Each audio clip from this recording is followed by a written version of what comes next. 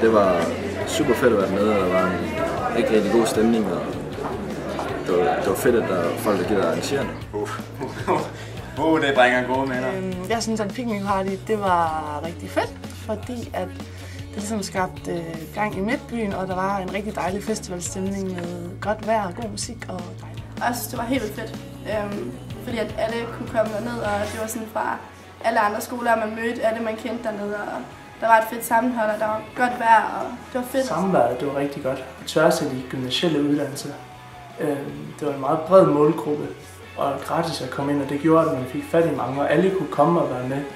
Og så kunne det godt være, at man sad i små grupperinger, men det var stadig et stort fællesskab, og det var rigtig cool. Ja, det var årets fest. Ja, det vil jeg også sige. Altså, det var bare hele dagen, og det var mega, altså, det var helt vildt godt vejr. Og god musik. Beskriv Picnic Party med 3 ord. Det var godt. Ja, vi var til Picnic Party i september måned. Det var rigtig fedt. Det var så fedt.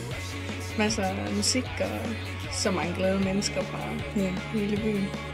Jeg synes, det var et skidegodt arrangement med god initiativtagning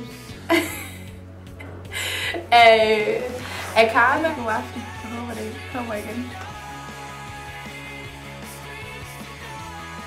Fra 1 til 10 var nok 10, helt klart. Fordi at man mødte alle, man kendte dernede, og der var mulighed for at drikke alt det, man ville, og det kostede ikke noget at komme derned. Det var super fedt. Jeg synes bare, at jeg skal komme til næste år, og det er bare kanon. På en skala fra 1 til 10, der lå det omkring 100. Jeg drak alt for mange øl, så jeg ikke huske så meget af, hvad der skete. 3 øl. Altså, der skal være plads til øl, synes jeg. Picnic Party, det lå skide godt i midten af Veje. Lige ved banen og til min bus. Det var rigtig godt, at det var åbent, sådan at man ikke, man bare var der og kunne komme og gå, når man ville. Det fedeste ved Picnic Party 2010, det var helt klart, at det var udenfor det foregik. Det var meget afslappet stemning, man kunne gå rundt og chille, sidde på nogle sæpper og få nogle øl sammen, hygge sig.